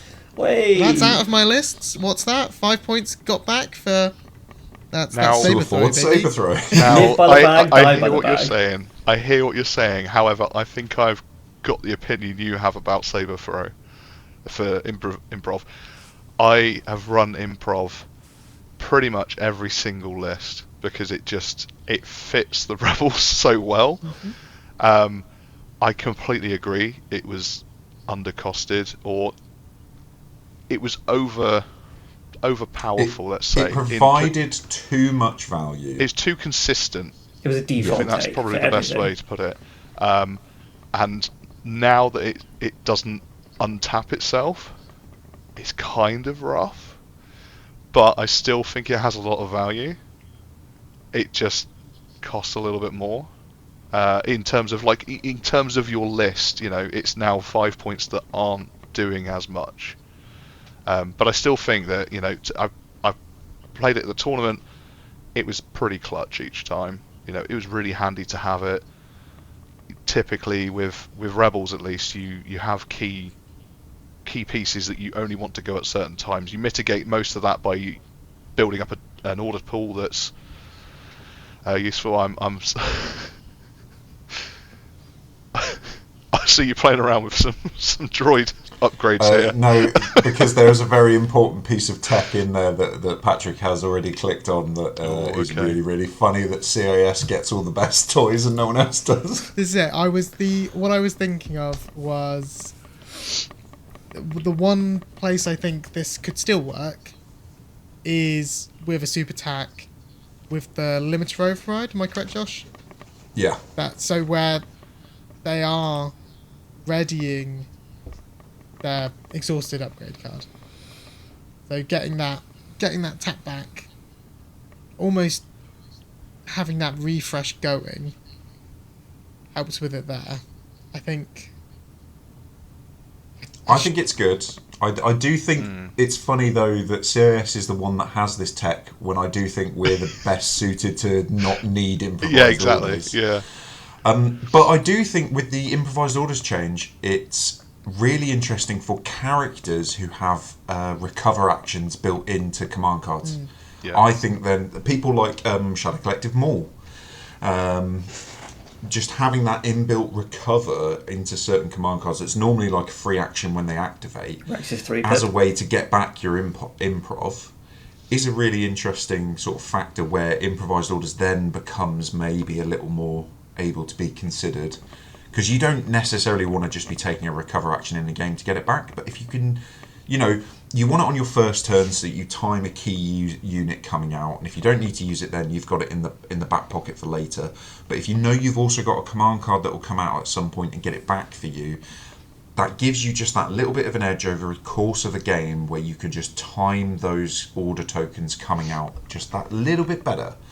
And it's those small edge cases where they can add up over the course of a game that make a difference. Yeah, like Rex, I think they're just like Rex's 3 pip allows him to make a recover action that's normally played turn 1. So that's a good example of it. I mean, obviously the custom Jedi generals have, a recover action built into their like go turn card, which is less sort of important, but that main one is the Rex one, I think, for me anyway. But it's almost like if you know you're never going to be playing that Jedi 1 pip on turn 1. No. So it means that you're safe to use your improv earlier in the game, because you've got that refresh later on when you do the go time. Yeah, 100%. I think for 5 points and with the changes, it's still good. It's just not as good as it was before. It's not as easy as it was before. So I'm still taking it. It's a decision now. Yeah, Rather absolutely. than just I'll run 2 improvised orders in my list because I play Rebels and my name's Jack. You're you're now thinking, do I spend this 5 points on this improv? Am I going to be able to get the use out of it? Or do I want to give up loop saber throw? But it's even though, like, during the game, like, do I want to use it now? Like that's the real question. Do I want to save it now? Because I'm probably not going to make a recover action in turn 2 onwards. I think it's just worth it. I think still. I just know I'm too easily tilted in a game that I know that I will hold on to it till I need it, and I will pull an identical token out of the bag, and I will. It will just ruin the game. Like I will. It will live rent free in my head, and I just think, it's that Simpsons meme of good old Rock. So I could spend the 5 points on improvised orders and play it wrong. Good old saber throw. Saber throw never fails. I'm going to give up talking to you about improvised orders at this point. I think it's too hard to sell for you. Man, I mean, God, just looking at the Galactic Republic stuff real quick. After Judo going down, very needed. No one was taking it. And I feel like that's kind of needed to do the interesting things they want with the ARF Trooper unit. I think, Pagani, I think, is trying to really push the ARF Troopers. I think the wider Gar playing community is kind of waking up to them being somewhat decent, actually. Bad Batch going up to 170, fair enough. They were kind of an auto take. This is almost definitely a complete skill issue on my part. I really struggle to get the best use out of Bad Batch in lists which I have them in, without just having, say for everyone's like, take Bad Batch, they're really good. and I brought them to tournaments and stuff, and something will happen and they will just not put out the damage I need for 160 points back then, whereas I could have taken multiple different moving parts and done different things with those. So yeah, going from 160 to 170, people who are going to be taking them are going to take them anyway, and I think this just makes it less of an auto take, which is fine. Saber tank being reduced to 145. Terrified. Brilliant. That's nice. that's an automatic, link targeting array. So they get like target one. Or improv. Or You can afford improv, again. yeah. Or saber Perfect. Or saber throw. I mean, that's literally when I pick it up sideways and just like frisbee it across the Throw room. the saber, right? After it No, it's doesn't do saber what I throw, want it to not do. saber frisbee. It's the wrong shape. Yeah, not the wrong saber though. No, your 2/12 lists, now that the sabres have gone down, I know it's only 10 points, but we're Well, going triple to see saber lists are multiple looking good sabre now. lists now. They were looking right? good Yeah. before, and they're looking even better now. And I'm obviously, excited for you, but terrified of you. then the Wookiee stuff that's happening. There's more happening to the Wookiee, so I don't really have any comments on them right now. I think the Wookiees they're almost getting prepared for whatever the new card pack is going to be. I think hopefully there'll be something in that pack like Imperial March or something that just lets them get to where they need to be either more quickly or in a way that keeps them safer for longer. Chewie is a really cool upgrade. Hell yeah. I think you can slot him in, especially with the points drops. You know, he's a little bit more expensive, but he does pack a bit of a punch. 40? Yeah, it's 40 points, but he comes points. with the 3 base health and upgrades dice on attack and defense for each Wookiee that is, each model that is alive in the squad. Yeah, and if you compare him with the other units and other upgrades in there, you know, typically you're seeing Battle Shield Wookiees and Bowcasters. He's not that much more expensive to keep your Wookiees alive longer, and he's not terrible in his dice pool. Obviously, like the Bowcaster Wookiee having Pierce is nice, but I don't see a problem with you running Chewbacca in a unit. Like he's just a more expensive but has a slightly different role Wookiee. So I think it's cool. Like I say, being 62 points now, and just knowing off the bat like that's how much your core and or well whatever they're going to look like in the eventual sort of battle force. Just knowing 62 points is where your baseline for a Wookiee squad is now is really nice, whether you want it to be ranged or melee, and hopefully we'll see some tweaks to give them the tools they need to act a little bit more like you'd expect a Wookiee. I think we're going to see a squad Wookiee to- resurgence, 100%. Hopefully. The players that do like them are already doing well with them. I think we are going to see a wider spread use of them, I think. I mean, outside of the competitive scene, we've already said that in our local scene there's a Tours of Duty campaign currently running, we're all involved in, and I am very excited that they are doing more with Tours of Duty. I think it would have been very easy for AMG to release it and go, here you go, here's your narrative campaign, shush now. Fly our wheelbox, please. But we've got more turning point missions, we've got more genders, and I think the best part is Paragon specific command cards. These were so needed. The Jedi General cards they come with suck. So like these are really, I'm really happy about these. Also the build your owns, especially for Empire and Rebels. Specifically for Empire and Rebels. You don't get access to both. Your officer has one, your agent has one. So if you're running just an officer, like I am currently in my tours, I get one special command card. And you're making up the difference with then 5 like generics. So which I'm running kind of does so. the 3. So I'm running a Stormtrooper battalion in the tours. So I've got 1 special, 3 Empire, and I have to take 2 generic, which feels a little bit bad. Just from going from a like Vader Thrawn list where I've got access to so many cards. Cool. Now you've And got to then stick it on a here's rock. my fun list.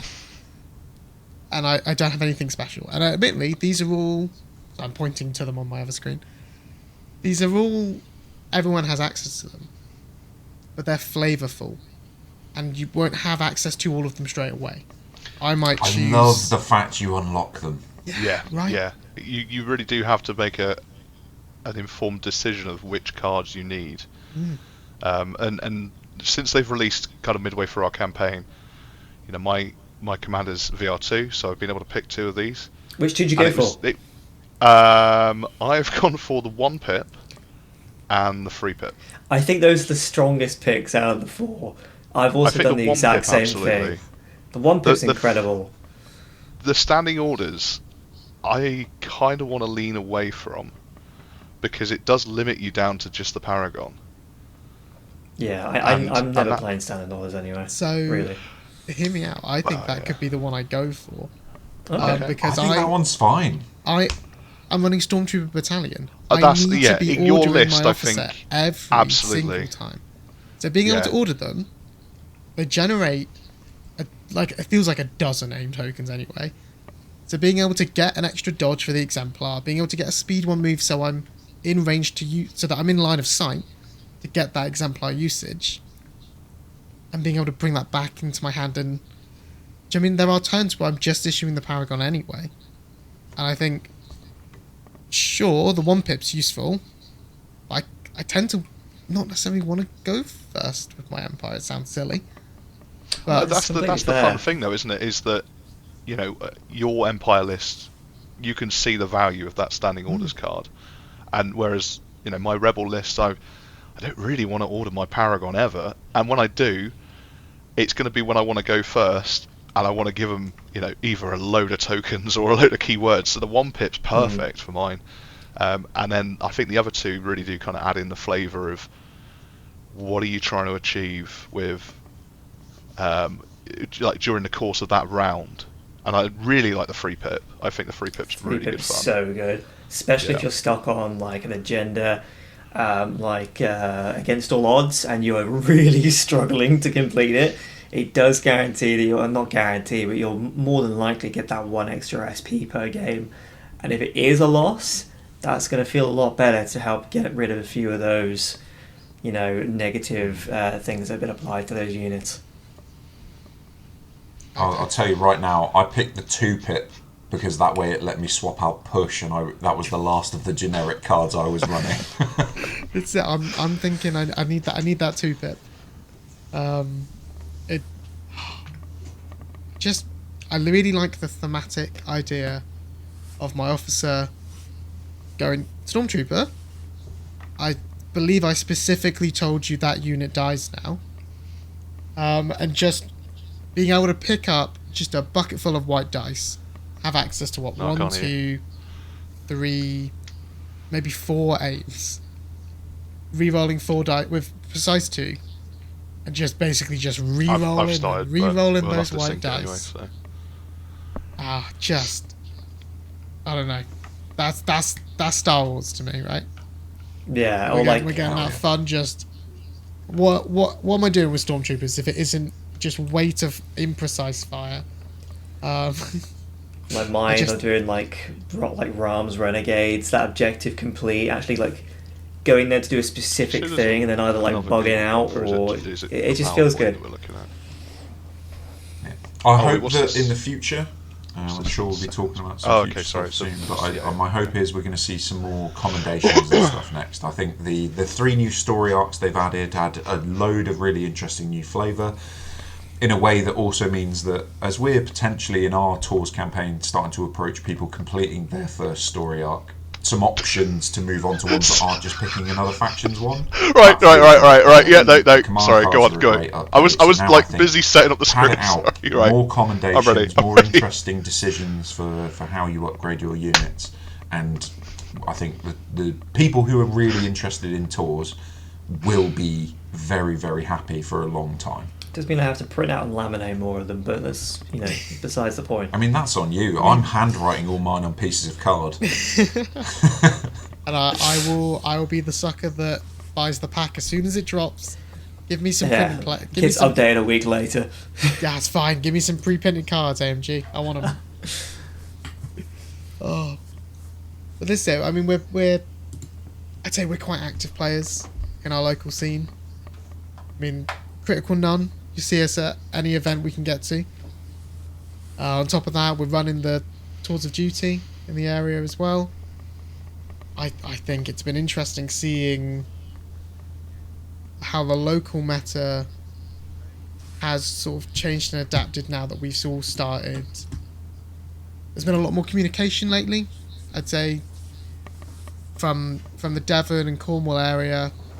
Just now that we're all on the same sort of central Discord, there's a lot more chatting about lists, and we're having more of these conversations where I didn't like Seventh Sister. Now apparently I'm running her tomorrow. See, it's fascinating because, obviously before the AI changes, the release of Grievous on Wheelbike, we were seeing a lot of Wheelbike Grievous. And then obviously after the AI changes, we're looking at it and we're seeing a lot of Wheelbike Grievous, which is really cool. I think there's a lot of variation there. I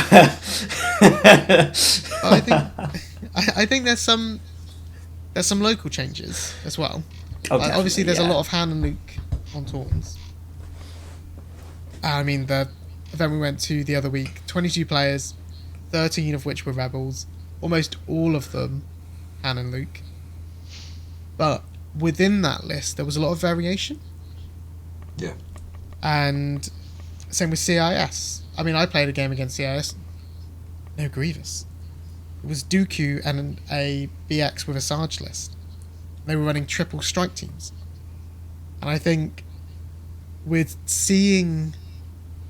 It's really interesting because you see a lot of online spaces talking about what the best list and the meta There's only one way list to run and- this list. If you've not got commandos in your list, you're done. Yeah, if you're not running this, what are you doing?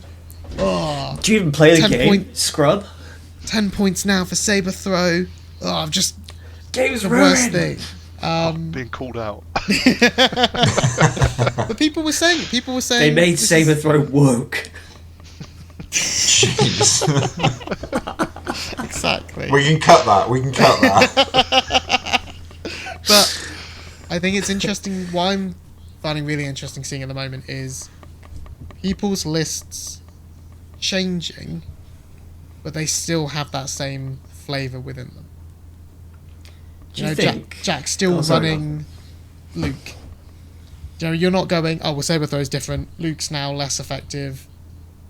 What do I do? I mean, you will always... I don't think I've ever seen you not run Luke. Like you say, he's one of the only courage-free characters. I'm still running Saber Throw on Torn Luke. It's just where do you make that concession elsewhere? Because on the right unit, it's worth it, isn't it? But I'll always run Riots and Empire. I'll always run loads of Rebel troopers in my trooper squads. To be fair, I'm genuinely thinking about trying Luke in... Because I've got, like you said, there's multiple different sculpts for Luke. I don't run any of them because I don't like Saber users normally, outside of Vader. But I'm interested to see where these upgrades can take us locally. Because obviously, there's Worlds going on, I think, like 2 days' time? Not to date when this is recorded, but from that we're going to see a lot of global meta changes, I would expect. But the way that we play locally, at the end of the day, not everyone's going to be running double land speeder, or triple sleeper cell, or whatever the current meta is now for Separatists, whether that's lots of bikes, whether that's lots of BXs, whether that's a double AAT list with the new Battle Force. Whether it's I'm sure 212 it'll be or whether good, it's whatever it is. 501st. I think Not everyone locally will be running that. we'll have I a lot think of it's really shake-up with the interesting to hero see. units coming out as well, the HQ boxes, I think. Mm. I think we'll all see different things coming out. I think that's going to give a lot to all the different factions. 'Cause I think they're trying to push that choice aspect of the game. After it's been maybe one optimal way to play, a couple of optimal ways to play for a while. I do have a question for the room regarding this. Do you think it's just currently where the game's at, where we're on the precipice of a few changes and units being released for all factions? Or do you think we might be kind of moving towards a, big hero pieces coming out and a lot of hype being around those? Wheelbike Greg is obviously, at the forefront. However, we've got Han and Luke on Torn. And then we've also got the Bucks for Gar, that they're going to be coming out, and I think they're going to be quite popular. So do you think this is just them adding more to the game, or do you think we're kind of seeing a shift towards maybe a bit more like hero hammery kind of stuff? If I may. Go on. When the game first came out, it was kind of, just the core box and a very few, in terms of the model range, there was very limited options available. And some of the coolest stuff that you could see as a Star Wars fan walking past the table was someone moving their little Luke up and someone moving their little Vader up, and Vader and Luke having this epic duel in the middle of the field. And, we've got a massive catalogue right now of legacy releases that are, Han on foot. Not even talking about the new stuff, but we've got Han, we had Jyn, we had Sabine, we had Boba Fett and other bounty hunters, and then when the CIS and the Gar dropped, Yoda, Obi-Wan, Anakin, really exciting on that side. All of any Star Wars fans' favourite characters were already really heavily featured, and there were some armies that could do more hero hammer. I would say in Old Legion, if I'm up against a Rebel player, I was fully expecting it to be more of a hero hammer style. It was, you knew you would see Han and Chewie and some variation of some other stuff scattered in there as well. Less so for the more expensive Republic, but Empire would, try and do some stuff. I do remember a particularly terrifying list in Old Legion that was Palp and Vader. That was a nightmare. Pull the strings on Palp to just yeet Vader at you at max speed was a nightmare. So I think really what we're seeing is kind of AMG pushing the boat out and it being a natural progression of what is Star Wars inherently, if not about the big name characters that people love, right? Your Luke and your Han from the classics, the original trilogy, big names. Any Star Wars fan is going to know and love. Putting them on a Tauntaun, it's that bit from that one movie, Empire Strikes Back. We're not going to start the debate over is it the best Star Wars film, but it's a very memorable scene of them on those Tauntauns, and so it's going to have that nostalgia and that pull for people to be interested in. It's design space as well from gaming. Like, look at other war games. Mounted heroes are usually a core part of that because they offer something that isn't just I get to play the cool character I like, but it's a different facet of I've added more speed and maybe it's slightly less power than their on-foot version. So, I don't think that we're only going to see character releases from now on that are like the Bark, the Torn, the Wheelbike kind of versions of. And I don't think necessarily that it's like a pickup in character releases over like past releases. I actually think that the CIS and the Republic, like the Jedi High Council and the CIS leaders, is playing more of a catch-up on the older factions who do have as a sort of a list. The Rebels and the Empire have much more characters on their kind of roster, right? And it helps pad out, for example, the operative slot that the Republic has been lacking in for some time.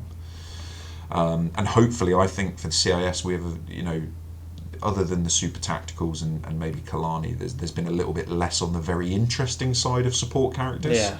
So it'll be cool to sort of see where Admiral Trench slots in on that. So it's filling in those gaps. But I don't think we're moving towards like a Shatterpoint-esque, every release is going to be big heroes. And the upgrades of all these characters that we've talked about today is taking that design space of those characters that people want to see on the table and almost enabling you to do it more because you only have so many commander and operative slots, right? Yeah. Bless you.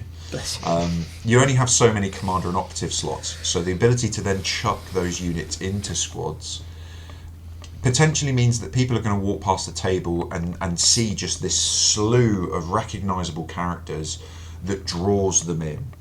Back in the day, I think the Old Legion joke was Empire players, you put an ATST on the table and people are going to stop as they walk by.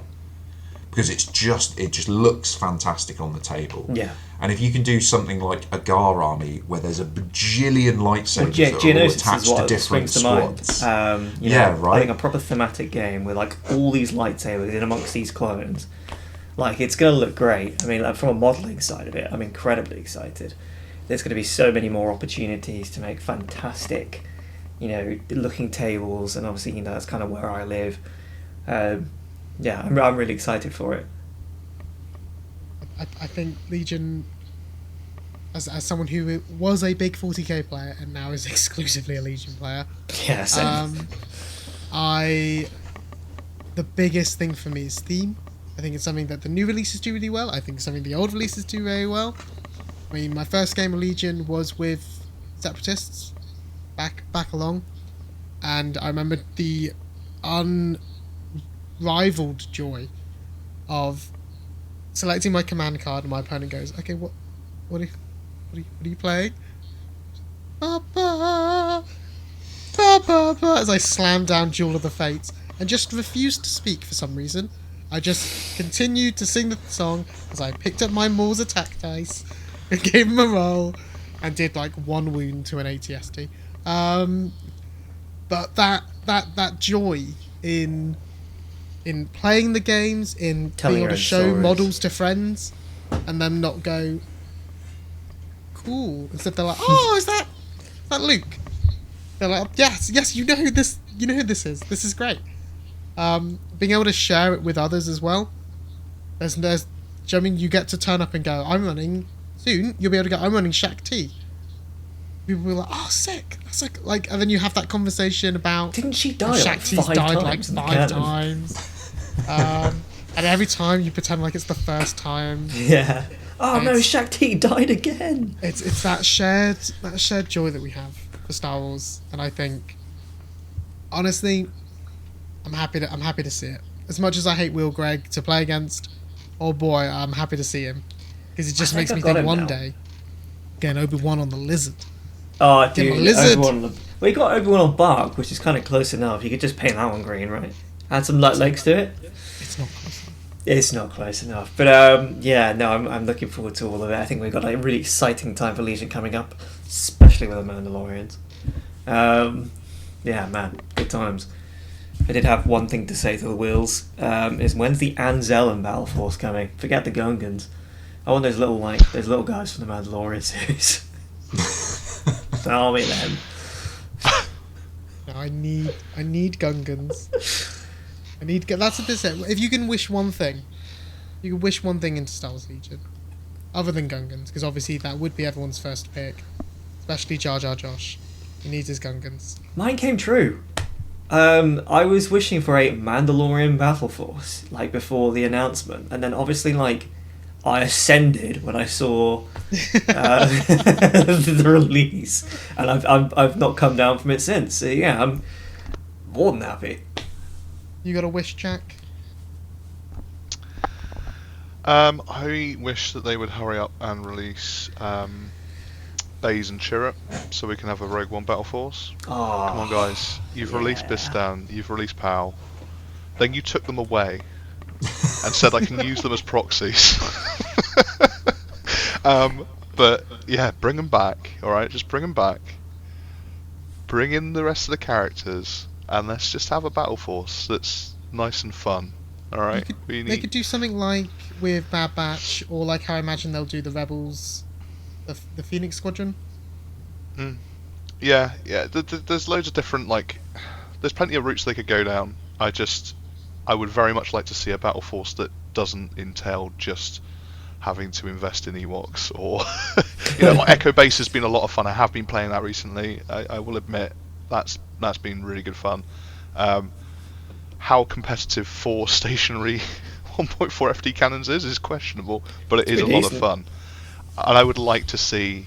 It would just be so cool if they can finish off that Rogue One Battle Force, because they've already got the characters in. They've made Cassian great. Let's just bring them back, please. Please, AMG. Pathfinders. we'll get Luther Rail on the board. It'd be so good. Be so good. What about you, Josh? Do Also- you have a Christmas wish? I was just going to throw one more in there. I know I'm being, Go being for it. greedy here. Saw Gerrera, please. Yeah. Now Saw Please. Gerrera and his partisans. Please, if you don't want to do a Rogue One Battle Force, bring that one in, okay? You don't even have to call it Rogue One. just One bring of his that in. cards would have to be called Lies, Deception. Yeah, I'm for it. I'm absolutely. for it. Oh. Sorry, Man. Josh, go on. Go on, Josh. For myself, I think I want AMG to release Experimental Droids Battle Force from its previous shackles. You have changed the sniper, it can't go on the full-size squads now. You don't allow the strike teams in the Battle Force. Let us have 3 squads of BXs back in that Battle Force. It's not going to be that scary, it's not going to be that strong. I think it's time. It's really annoying with basically every unit on that roster being limited to a certain number. It's 2 B1s max, it's 2 B2s max, it's 2 BXs max. Nightmare. Let me run 3 BXs and I'm all good. You've also changed the Droidicas, which were a core mainstay in that list as well. Like, too much has changed. Take us back. Give us freedom or give us death. We're was the in other an one? era of choice, right? The whole thing is Yeah. let's add choice back to the game, and yeah, having a battle force which is basically builded this way because you're not allowed to bring anything else. It just feels very restrictive. So I'd like that, but more reasonably, for the future, an actual kind of wish. They talked previously about a Geonosian battle force, and I think it would be really cool to get like the static Geonosian the sonic cannons. Yeah, like FDs. You know, this is the thing. Geonosians are known for their speed, so it'd be really cool to do something different and go with like a static cannon piece like the FD turrets, and maybe flexibly chucking in some like monster units like the Acklay or the Nexu that we get in the arena. Like the beasts that Anakin and Padme and Obi-Wan are fighting against. It would be really cool to get some of those type of units in there. It would Even be from cool. a painting well. perspective, I imagine like I'm excited. I can only imagine, Cam, you'd be even more like having those monster units to. I mean, if a Geonosian battle force, I'm already considering doing it, but like having a big Colosseum type thing going on, all the Geonosians and like an Acklay. I'm picturing the shot I'd be able to set up, with all that in the background and the Acklay in the forefront. Chef's was kiss. sick There's as hell. so many. God, the miniatures of this game are insane. I might write AMG an email and tell them I need to see you paint that. So if they can just do that for me, that would be great. I think I've been blacklisted from sending AMG emails at the moment. Dallas What still about hasn't you? gotten back to me. What about you, Patrick? What are you hoping for? Do you know what? Honestly, I feel like a content kid on Boxing Day. So, You like, set I've this got- up so you could say that. So we'd all ask for something. You'd be like, I'm actually just happy with the No, game. I We're the way all it so is. selfish, aren't we? Yeah, and I only asked for CIS stuff. Oh, I'm just God. glad to be spending it with family. Yeah, do you know what? I am happy spending it with family. No, do you know what then? God, what do I... Trouble is, I think it's more that I'm like a Labrador when it comes to Legion. I don't know what I want. You're just happy as Yeah. soon as it pops up in Yeah. front of you, right? Do you know, so AMG will release another thing and I'll go, oh, I've needed that my whole life. How have I lived without Thrawn? Or how have I lived without Phoenix Squad? I've cleared space out in my cabinets for a Mando army. I wasn't like Cameron. I wasn't like, oh, I need Mandos to come out. But they dropped and I was like, oh, you're right. I've always wanted to run the Armourer.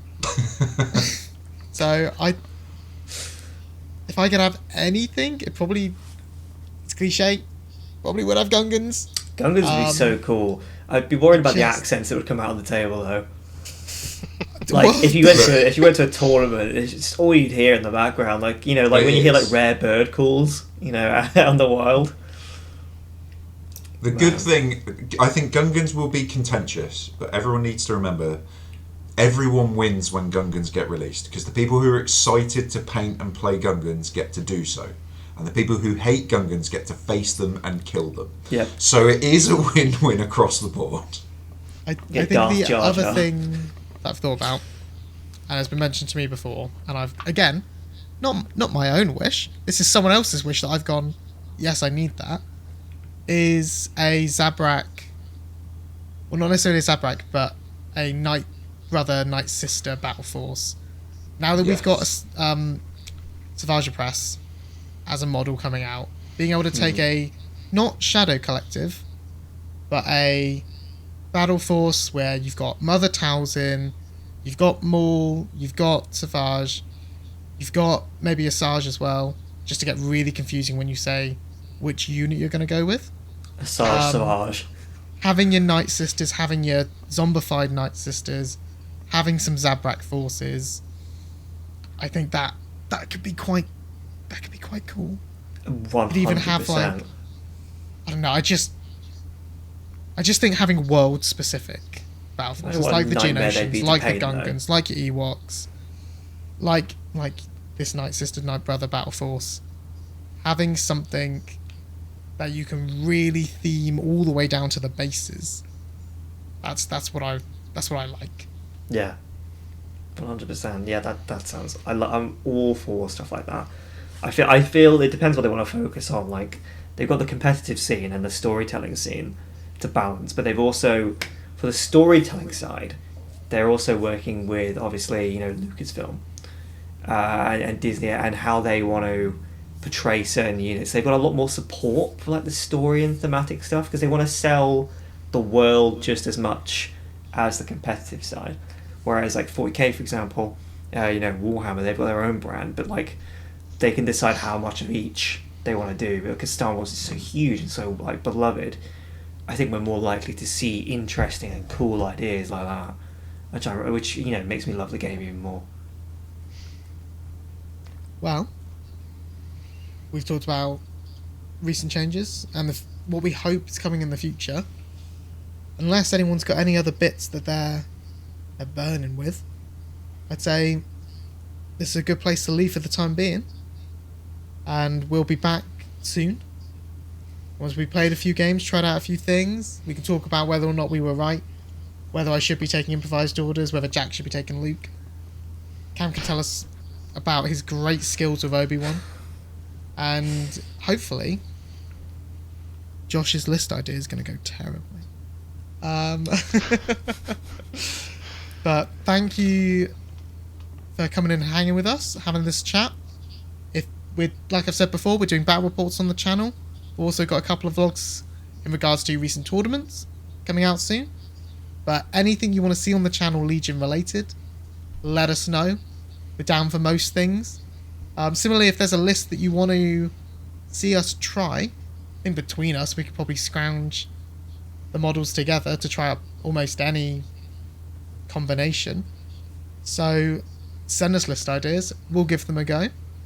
And subscribe, do all the good stuff, and stay with us for some more Legion content in the future. Thanks for listening. Cheers. Cheers.